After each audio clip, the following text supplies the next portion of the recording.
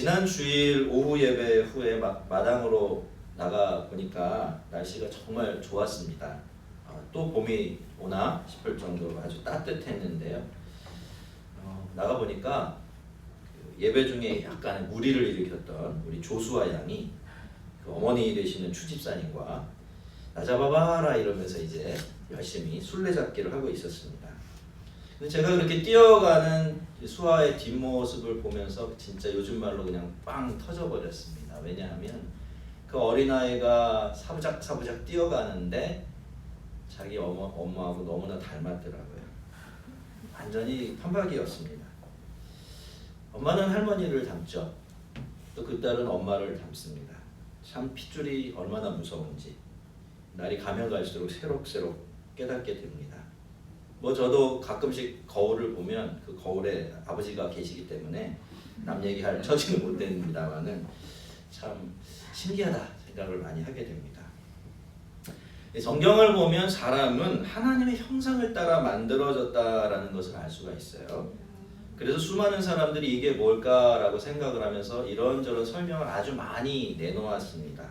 그 중에 아주 대표적이고 가장 그럴 만한 설명이 이 하나님의 형상을 인간이 가지고 있는 인격성으로 보는 거예요. 그러니까 사람이 인격적인 존재가 된 것은 다른 이유 때문이 아니라 하나님의 인격을 그대로 베껴서 만들어졌기 때문이다. 이렇게 설명을 하고 있는 것이죠. 여러분 이 설명이 맞죠? 이 설명 틀리지 않습니다. 하나님의 형상이라는 말에 굉장히 중요한 의미가 바로 인간이 인격적인 존재라는 데 있어요. 그 인격이 있기 때문에 생각하고 느끼고 다른 사람과 관계를 맺고 사랑하고 이렇게 살아가게 되는 건데요. 그런데 이 인격성으로만 이 하나님의 형상을 설명하는 이 설명에는 뭔가 부족한 점이 있습니다. 왜냐하면 이 설명만으로는 그래서 하나님과 인간의 관계가 어떠한지, 하나님께서 인간에게 주신 독특한 영광이 어떤 것인지 이런 것들에 대한 설명이 빠져 있기 때문입니다. 우리 함께 창세기 1장 26절을 한번 찾아봤으면 좋겠어요. 다 외우시는 분들도 계실 텐데 앞에 있으니까 빨리 찾으셔서 창세기 1장 26절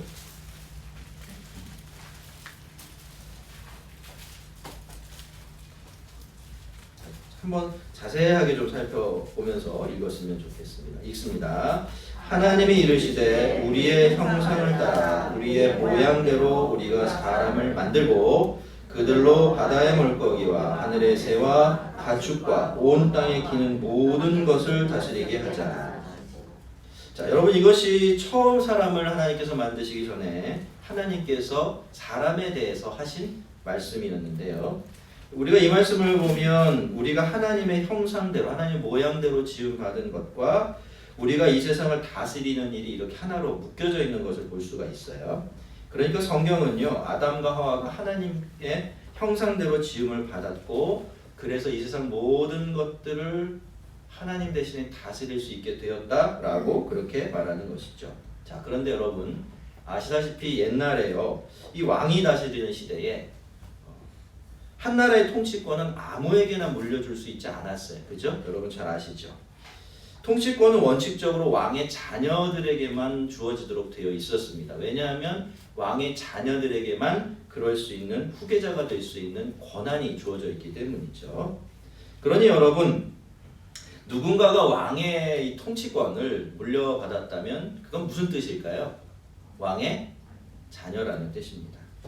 마찬가지로 누군가가 하나님의 통치권을 물려받게 되었다면 그 사람은 또 하나님의 자녀라는 뜻이 돼요. 여러분 이것이 바로 우리가 하나님의 형상대로 지음을 받았다라고 말할 때 그 말이 가지고 있는 굉장히 중요한 의미입니다. 하나님은요 애초에 우리를 만드실 때 하나님의 모양과 하나님의 형상으로 만드셨는데 그것은 우리를 하나님의 자녀가 되게 하시기 위한 것이었던 거죠. 자, 수아가 추윤희 집사의 자녀이기 때문에 엄마의 형상을 그대로 지니게 되었듯이 우리는 하나님의 자녀이기 때문에 하나님의 형상을 그대로 지니게 되었을 뿐만이 아니라 그래서 하나님이 만드신 세상을 합법적으로 다스릴 수 있는 권한을 갖게 되었던 것입니다. 그런데 여러분 우리 말고도요 하나님의 형상이라고 불리시는 분이 한 분 더 있지요. 그게 누굽니까? 예수 그리스도세요. 예수님은 영원 전부터 완전한 하나님의 형상으로 계셨고 우리는 하나님의 형상으로 만들어졌다라는 점에서는 엄청난 차이가 있지만 그분도 하나님의 형상이고 우리도 하나님의 형상입니다. 그래서 예수님도 하나님의 아들이지만 우리도 하나님의 자녀들이 되는 거죠. 그러니까 하나님이요, 왜 우리를 애초에 하나님의 형상으로 만드셨냐 하면 우리를 자녀로 삼으셔서 예수님과 함께 하나님이 만드신 이 모든 세상을 다스리도록 하시고 싶으셨던 거예요.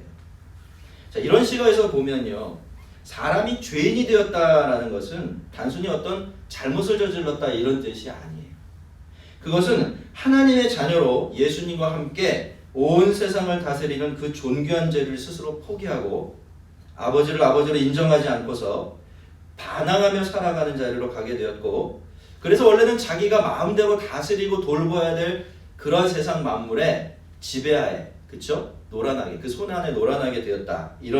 그런 처지가 되었다. 이런 뜻이 되는 겁니다. 하지만 여러분, 하나님께서는요, 그럼에도 불구하고 사람들을 포기하지 않으셨습니다.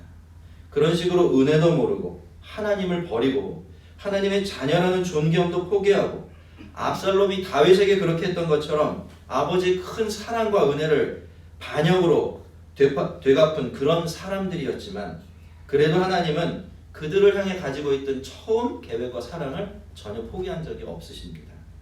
오늘 본문 10절을 보면 그러므로 만물이 그를 위하고 또한 그로 말미암은 이가 하나님이죠. 많은 아들들 우리들입니다. 이끌어서 영광에 들어가시는 일에 그들의 구원의 창시자를 예수님을 말하죠. 고난을 통하여 온전하게 하심이 마땅하도다. 이렇게 말씀합니다. 여러분, 하나님은 우리가 잃어버린 하나님 자녀의 영광을 다시 되찾아 주려고 하셨어요. 그런데 그러려면 하나님은 독생자이신 예수님을 우리 대신 고난당하게 하셔야만 했습니다. 예수님을 사람으로 태어나게 하시고 사람의 모든 한계를 입고 살아가게 하셨으며 십자가에 가기까지 수많은 고통과 고난을 당하게 하실 수밖에 없으셨고 마지막에는 십자가에서 죽게 만들 수밖에 없으셨어요. 두 가지 중에 하나를 선택해야만 했던 겁니다. 근데 여러분, 우리 하나님 어떻게 하셨습니까? 무엇을 선택하셨죠? 그렇죠 여러분? 놀랍게도요, 정말 상상할 수도 없게도 하나님은 우리에게 자녀의 영광을 되돌려 주시기 위해서 아들을 고난당하게 하셨던 것입니다.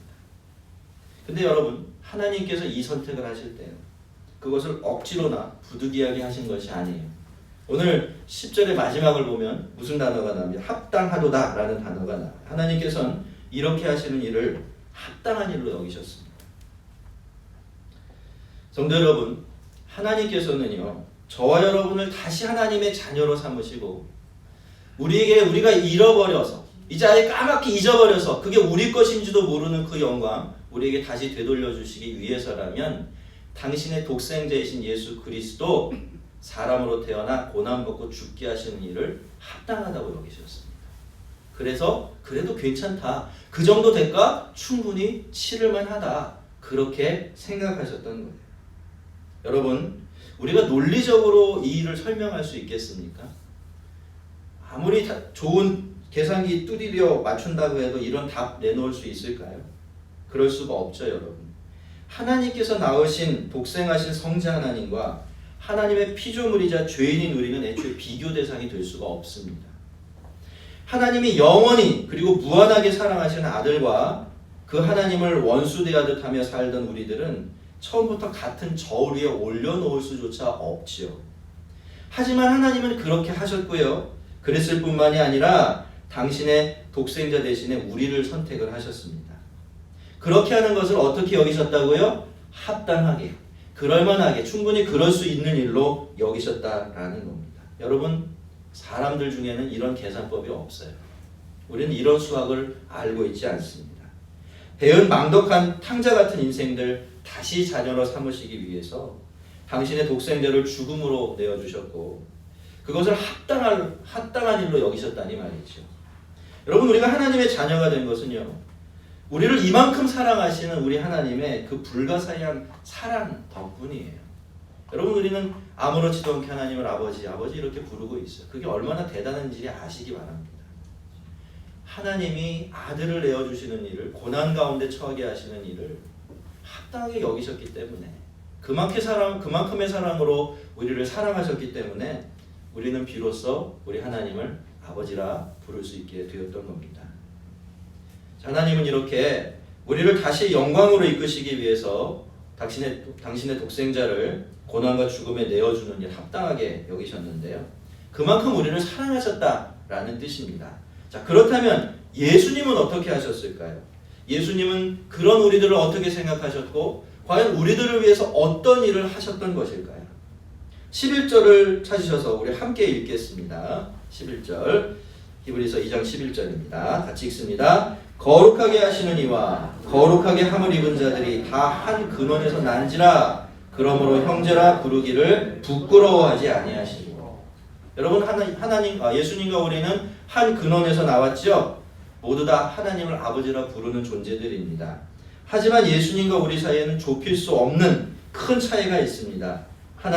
예수님은 하나님이 낳으신, 하나님에게서 나온 하나님이시지만 우리는 하나님의 만드신 하나님의 피조물에 불과하죠. 예수님은 우리를 거룩하게 해주시는 분이시지만 우리는 어떻습니까? 그 예수님이 우리를 거룩하게 해주지 않으시면 절대로 하나님 앞으로 갈 수도 없고 하나님을 아버지라 부를 수도 없으며 그분께 받아들여질 수도 없는 그런 존재들이에요. 그러니까 11절이요. 우리와 예수님이 한 근원에서 났기 때문에 예수님께서 우리를 형제라고 부르시는 것 전혀 부끄러워하지 않으셨다라고 당연한 듯이 이야기하고 있지만 이건 절대로 당연한 일이 아닙니다. 사실 일어난 일들만 기준으로 본다면요, 예수님은 우리를 부끄러워하셔야 마땅해요. 자, 여러분, 요즘도요 회교 국가에서는요 종종 가족의 생명을 빼앗는 존속 살해 사건이 종종 일어납니다. 우리나라에서야 가족 간의 오랜 갈등이나 금전적인 문제 때문에 가끔씩 이런 일이 일어나지만 회교 사회에서는 이 존속 살해 사건이 주로 수치심 때문에 생겨나요. 그러니까 가족 중에 하나가 다른 종교를 믿게 된다든지 간음이라는 거기 계율이 그 간음에 대한 계율이 굉장히 엄격하거든요. 그런 죄를 지어서 가족의 수치심을 안기게 되면 가족들이 이걸 견디지 못해요. 그리고 원래는 가족이었던 사람을 더 이상 가족으로 생각하지 않고 밀어내버리고 그의 생명을 빼앗음으로써 가족의 수치를 씻어버리려고 합니다. 근데 여러분, 히브리서가 기록되던 시대에는요 이런 경향이 훨씬 더 심했습니다. 거의 많은 사람들이 막상 닥치면 어떻게 할지는 모르지만 대부분의 경우에는요 자신의 목숨보다도 자신의 명예를 훨씬 더 중요하게 생각하고 있는 그런 시대였고 그런 사회였습니다. 자, 탕자의 비유에 나오는 형의 모습도요 우리가 그런 시각에서 좀 본다면 이해하기가 쉬워요. 동생은 집안의 귀한 재산을 반이나 축낸 아주 망나니죠. 뿐만 아니라 아버지가 살아계신데도 유산을 달라고. 이건 뭐냐면 살아있는 아버지 나에게는 없다라고 얘기한 거예요. 그걸 누가 다 알게 됩니까? 동네 사람들이 다 알게 되는 거예요. 그러니까 이것이 이 집안에 얼마나 큰 수치가 되겠습니까? 불명예가 엄청나게 안긴 거죠. 그러니 여러분, 이 동생, 형에게는 더 이상 동생일 수가 없었어요. 그리고 그런 망나니 같은 동생 집을 나가니까 밤낮으로 문 앞에 나가서 동생 오는 것만 기다리다가 동생 모습 나타나니까 달려가서 껴안고 데려다가 씻기고 입히고 먹이고 잔치를 벌인 아버지, 그렇게 더 야속할 수밖에 없었던 거죠. 그러니 사실 우리가 이 탕자의 모습을 볼 때 참 비난하기 쉽지만 그 당시 기준에서 보면 이 사람이 정상적인 사람이었다라고 그렇게 생각할 수도 있을 것 같습니다. 여러분, 사람은 그렇죠. 남이 저지른 잘못은요 그렇게 크게 수치스럽게 생각하지 않습니다. 하지만 자기 가족이 해서는 안 되는 일을 하게 되면 그거 굉장히 수치스럽게 여기게 되죠. 심지어는 가족이 잘 뭘 못할 때도 수치스럽게 여기고 똑똑하지 못해도 창피하게 여기기도 합니다. 그게 사람이에요. 하지만 우리 예수님은요 죄로 더럽혀진 우리들, 하나님의 피조물 중에서 가장 큰 오점이고 수치라고 할 수 있는 우리들을 당신의 형제라고 부르시는 것 전혀 부끄러워하지 않으셨습니다. 예수님은 우리가 아직 죄인일 때도 우리를 부끄러워하지 않으셨어요. 아버지의 원수 노릇하면서 탕자처럼 살아도 우리를 수치스럽게 여기신 적이 전혀 없으십니다. 우리가 그저 하나님의 형상대로 지음받은 예수님과 같은 하나님의 자녀라는 사실 하나 때문이죠. 여러분, 예수님이 우리를 부끄러워하셨다면 우리들 중에 그 어떤 사람도 다시 하나님의 자녀가 될 수는 없었을 것입니다. 그래서 이제 우리는 확신할 수 있게 되는 거죠. 여러분, 예수님은 그 어떤 이유로도 우리를 부끄러워하지 않으십니다. 우리가 무엇을 잘하지 못해도, 똑똑하지 못해도, 생각만큼 의롭게 살지 못해도, 심지어는 죄를 짓고 실수를 한다고 해도 예수님은 그런 우리 절대로 부끄러워하지 않으십니다. 예수님이 우리를 부끄러워할지도 모른다? 이런 염려 절대로 하실 필요가 없는 겁니다. 바로 여기에 우리의 소망이 있어요. 그래서 우리는 늘 예수님께 다시 나아갈 수가 있고 그분의 은혜에 힘입어서 다시 예수님의 형제와 자매 자리로 돌아갈 수가 있는 겁니다. 내가 주의 이름을 내 형제들에게 선포하고 내가 주를 교회 중에서 찬송하리라. 성도 여러분, 예수님의 가장 큰 소원이 무엇일까요? 예수님은 왜 하늘 영광을 버리시고 이 땅에 인간의 몸을 빌어 오신 것일까요? 여러분, 예수님은요, 형제들인 우리들에게 하나님의 이름을 선포하기 위해서 오셨습니다. 그렇게 교회를 세우시고요, 그 안에서 우리들과 함께 하나님을 찬양하고 싶으셔서 이 세상에 오셨습니다.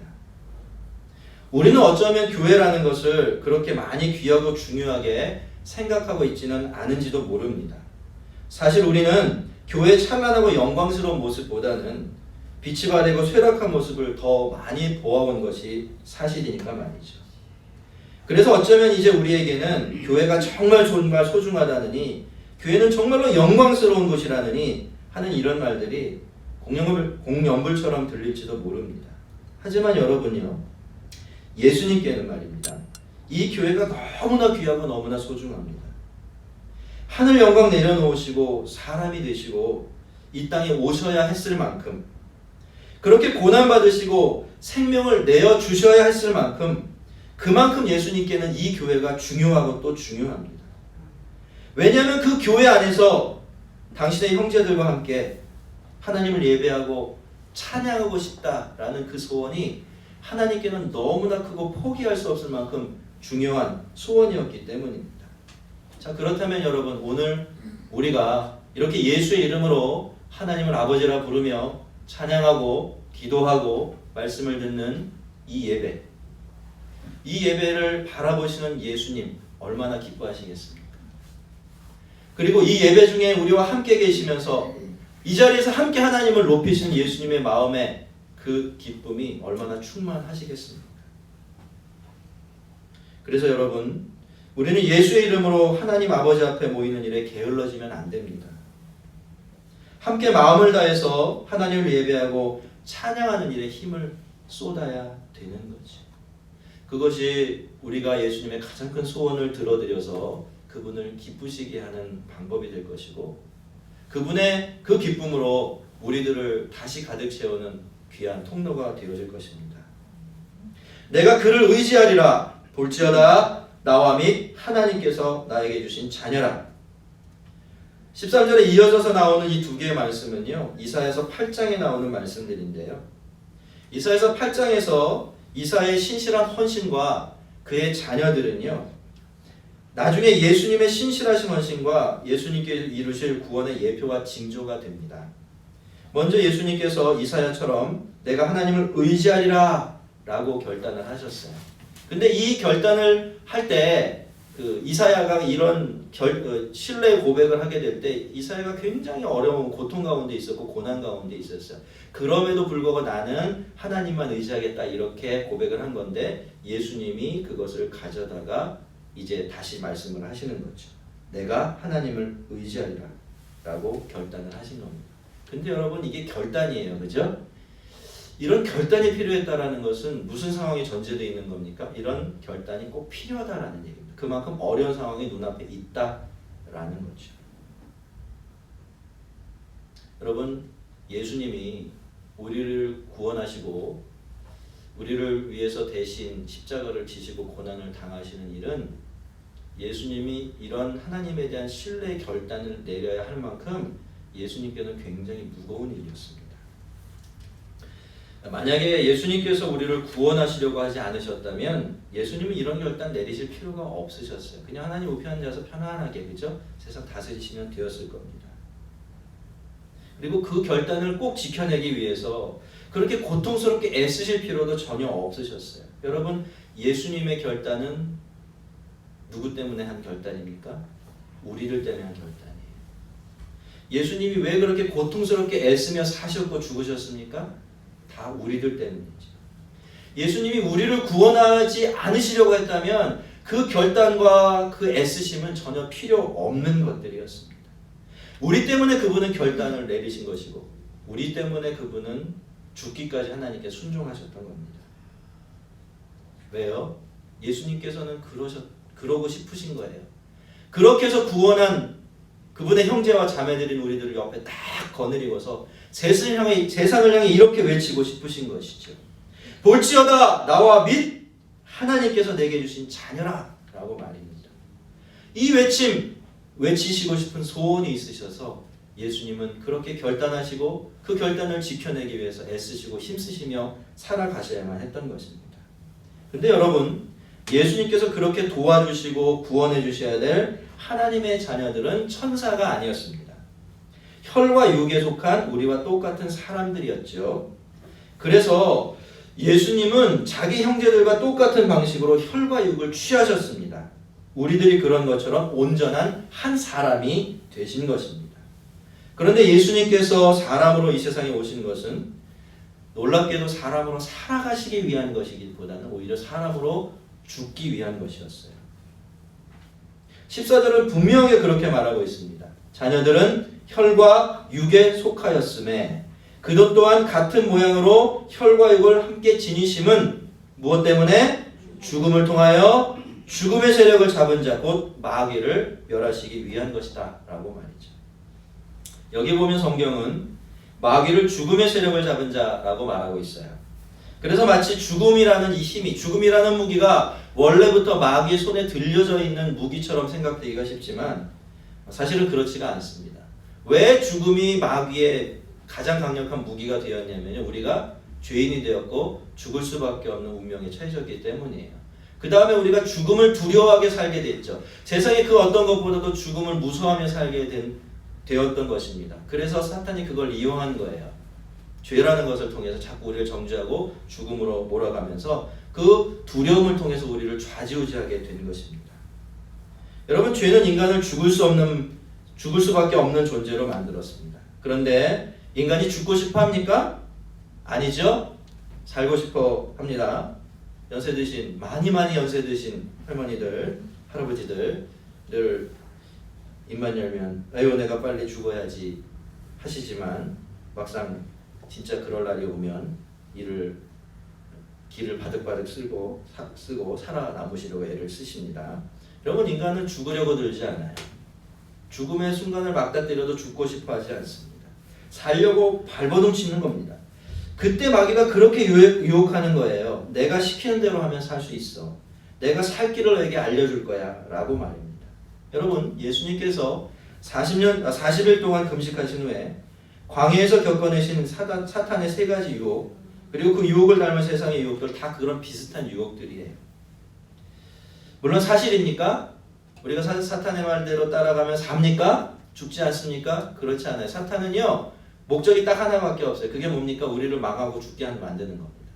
그러니 그가 당장은 뭔가 달콤한 것 우리 입에 넣어줄지라도 그것 좋다고 받아먹으면 결국은 우리가 확실하게 망하고 확실하게 죽을 수밖에 없게 되어지죠. 하지만 여러분, 어떻습니까? 인간은요, 하나님을 떠난 인간은 방법이 없어요. 대안이 없는 겁니다. 그래서 그 사탄의 이야기가 거짓말이라는 것을 모르면서 속기도 하지만 거짓말이라는 걸 알아도 속아요. 그래서 어떻게 됩니까? 마귀가 원하는 대로, 사탄이 요구하는 방식대로 삶을 살아내게 되는 것입니다. 자아를 섬기고 세상의 물질을 섬기면서 잠시 잠깐의 그 즐거움을 얻어서 내가 살아있다라는 느낌을 빼앗기지 않기 위해서 바둥거리며 살게 되는 것입니다. 그렇게 해서 인간은 살면 살수록 더욱더 죽음으로 가까이 가게 되는 삶을 살게 되고 죽음의 굴레에 깊이 빠지게 되는 것이에요. 여러분, 이 세상에 죽음보다 강한 게 없습니다. 그런데 이 무기가 사탄의 손에 쥐어져 있어요. 그래서 사탄을 이기려면 어떻게 해야 됩니까? 이 무기를 깨뜨려야만 합니다. 그것밖에 다른 방법이 없는 거죠. 그런데 여러분, 이 세상 그 어떤 사람이 무엇으로 죽음을 깨뜨리겠습니까? 모든 사람이 다 죄인들이고, 그래서 죽을 수밖에 없는 운명을 뒤집어쓰고 살아가고 있는데 말입니다. 그래서 세상에는 죽음에 대한 답이 있을 수가 없는 거죠. 그래서 하나님의 아들이신 예수님께서 혈과 육을 가진 사람이 되어 이 세상에 오신 것입니다. 죽음으로 죽음을 이기려고. 사탄의 손에서 죽음이라는 무기를 빼앗아서 완전히 폐기 처분해버리시려고 혈과 육을 입고 이 세상에 오신 거예요. 여러분, 예수님은 십자가에 달려 돌아가셨죠. 죽임을 당하신 겁니다. 그런데 예수님은 죄가 있으십니까? 없으십니까?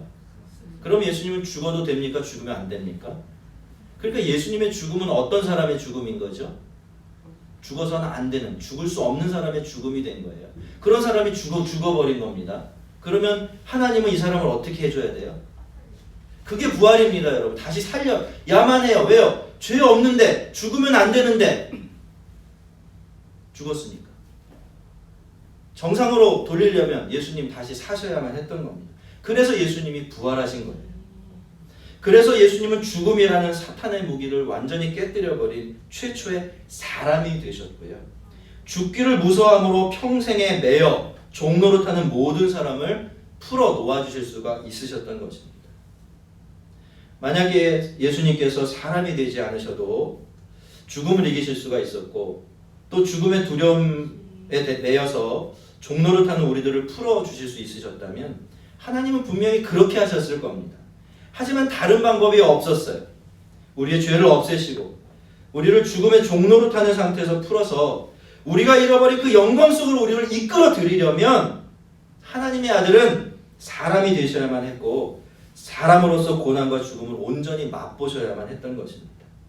사람으로서 죽음을 이기셔야만 우리가 믿음으로 그분과 하나가 됐을 때 그분의 그 승리가 우리의 승리가 될 수 있기 때문에, 예수님은 우리들이 혈과 육을 입고 있었기 때문에 그런 우리들을 죽음의 두려움에서 풀어주시기 위해서 당신도 혈과 육을 입으시고 혈과 육을 입으신 사람으로 자신의 목숨을 내어주셨던 것입니다. 성도 여러분, 예수님은 우리와 똑같은 혈과 육을 지니셨습니까? 예수님은 그 혈과 육으로 죽음을 온전히 맛보셨나요? 당신의 의로운 죽음으로 죽음을 깨뜨려서 폐기 처분해 버리시고 죽음에 묶여 있었던 우리들을 풀어 자유케 해주셨습니까? 그렇습니까? 그렇다면 여러분, 이제 우리는 어떻게 살아야겠습니까? 이 죽음 어떻게 대해야 할까요? 여러분, 이제 더 이상 우리는 죽음을 두려워할 필요가 없습니다. 그 두려움을 피하기 위해서, 그리고 죽지 않기 위해서, 살기 위해서 발버둥치며 살 필요가 없어졌습니다. 여러분, 예수님께서 죽음을 끝장내셨습니다. 뿐만 아니라 죽음의 의미 자체를 완전히 바꿔버리셨어요. 이제 우리의 혈과 육의 죽음은 더 이상 죄의 형벌이 아니라, 비참한 종벌이 아니라 우리를 영광의 나라로 들어가게 하는 첫 입구인 셈입니다. 그리고 그저 하나님께서 우리에게 허락하신 이 땅에서의 삶의 마지막 순간에 불과하지요. 여러분, 이제 우리는 죄인으로 죽지 않습니다. 용서받은 자로, 그리고 예수님과 같은 의인으로 죽지요. 모두가 다 하나님의 아들이 혈과 육을 취하신 덕분입니다. 그분 덕분에 이제 우리의 죽음은 두려운 마지막이 아니라 영원한 영광의 시작이 된 것입니다. 여러분, 예수 믿는 사람들은요, 믿음으로 예수님 안에서 이 복을 얻는 겁니다. 여러분, 예수님께서 우리를 당신의 형제와 자매라고 부르시는 것 전혀 형식적인 것이 아니에요. 형제가 아닌데 그렇게 쳐줄게 하는 정도가 아니라는 겁니다. 황송하게도 예수님은 우리를 정말로 당신의 형제와 자매로 여기십니다. 아니, 그분께 우리는 형제와 자매입니다. 그래서 예수님께서 우리와 같은 혈과 육을 취하셨던 것이죠. 죄인인 우리들, 피조물인 우리들이 예수님처럼 될 수는 없으니까 예수님께서 우리 자리로 낮아지신 것입니다. 왜요? 그렇게 낮은 자리에, 죽음의 종로를 타고 있는 그 자리에 있는 우리들을 예수님이 계신 자리로 끌어올려 주시기 위해서입니다. 우리가 지금 이 세상에서 살아가고 있는 성도로서 살아가고 있는 이 모든 삶의 과정들은요, 바로 그 영광을 향해 여행하는 여행의 과정이라고 할 수 있어요. 지금도 우리는 예수님과 함께 한 걸음 한 걸음 그 여행을 계속하고 있는 겁니다. 하지만 우리는 여전히 혈과 육을 가지고 있죠. 그래서 이 길을 그저 편안하게만 갈 수가 없습니다. 시험도 있고요, 고난도 있고요, 고통도 있고 불편함도 있으며 유혹도 당하죠. 결단도 해야 되고요, 신실한 헌신도 드려야만 합니다. 그래야 정상적으로 이 여행을 계속할 수가 있어요. 하지만 여러분, 걱정하거나 두려울 필요가 없습니다. 우리에게는 예수님이 계십니다. 이미 혈과 육을 지닌 한 사람이 되셔서 이 길을 끝까지 걸어가 보셨고, 또 지금도 우리와 동행해 주시고 계시는 하나님 예수님이 계십니다. 여러분, 예수님도 시험 당하셨어요. 예수님도 고난을 당하셨습니다. 그분이 당한 시험과 고난은 우리가 당한 고난과 고통과는 비교할 수조차 없는 것들이었어요. 여러분, 예수님 우리가 똑같은 사람이셨습니다. 그리고 지금도 하나님 곁에 인자로 계세요. 그래서 사람이 뭔지 너무나 잘 알고 계세요. 사람이 뭐를 제일 힘들어하고 있는지, 언제 어떤 도움이 꼭 필요한지 예수님 완벽하게 알고 계십니다. 그런데 예수님은 사람이시지만 동시에 하나님이시기도 하시죠. 그래서 우리에게 필요한 모든 도움을 제한 없이 완전하게 제공해 주십니다. 예수님께서 우리를 이끌어서 하늘 영광에 들어가게 하시는 일에 실패란 있을 수가 없는 겁니다. 여러분 하나님 나라에 못 들어갈까 하는 두려움이 있으십니까 혹시? 없으세요? 전혀 없으세요? 두렵지 않습니까? 저는 가끔씩 두려워요. 왜 두렵냐면요, 저 때문에 두려워요. 제가 정말 이 길을 끝까지 가지 못하면 어떨까? 그렇죠? 제가 못 가면 하나님도 못 데려가시거든요. 여러분, 그거는 분명해요. 우리가 중간에 포기해버리면 하나님도 안 데려가십니다. 그래서 끝까지 달려가라는 말이 있는 거예요. 끝까지 가야만 한다는 말이 있는 거예요. 만약에 어째도 거기 가게 된다면 하나님은 그런 말씀하지 않으셨겠죠. 하지만 여러분, 이 조건만 만족돼요. 우리가 그분의 손만 놓지 않는다면, 우리가 끝까지 이 길 달려가는 거 포기하지만 않는다면, 예수님이 힘이 없어서 예수님의 도우심이 부족해서 우리가 구원받지 못하고 천국에 가지 못하는 일은 전혀 있을 수가 없는 겁니다. 그런 걱정은 붙들어 매놓아도 괜찮아요. 여러분, 우리가 시험을 당합니다. 고난을 당하죠. 믿음에서 미끄러져 나갈 것 같은 상황도 당하게 됩니다. 그때마다 예수님을 바라보십시오. 우리 주님께로만 여러분의 눈길을 향하십시오. 그분께만 도움을 구하시고요. 그러면 예수님은 우리가 그 나라에 들어갈 때까지 우리를 끝까지 지켜주시고 넉넉하게 도와주실 것입니다. 이것이 예수님께서 혈과 육을 입으셨기 때문에 우리에게 주실 수 있는 하나님의 또 다른, 예수님의 또 다른 은혜이고 도우심입니다.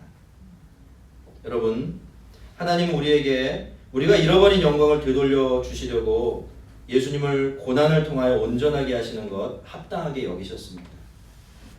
그리고 예수님께서는 우리를 다시 영광스러운 하나님의 자녀로 만드시고 우리와 함께 하나님을 찬양하시기 위해서 우리와 똑같은 혈과 육을 지니신 인간이 되셨고요.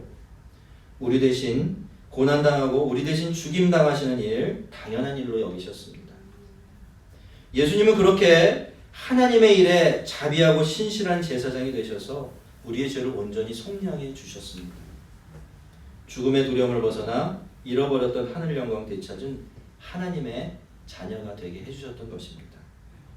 우리들을 구원하시고 도와주시기 위해서 우리와 똑같은 혈과 육 취하시고 우리 대신 고난과 죽음을 당하신 예수님이 함께 계심 잊지 마시기 바랍니다. 그분이 늘 우리 곁에서 우리를 돕고 계세요. 지금도 우리를 그 영광 가운데로 인도해 가고 계십니다. 우리 자비하시고 신실하신 대제사장이신 예수님의 도우심을 의지해서 이 거룩한 복된 길 당당하게 걸어가는 예수님의 형제와 자매들 되기를 주의 이름으로 축원합니다. 같이 기도하겠습니다.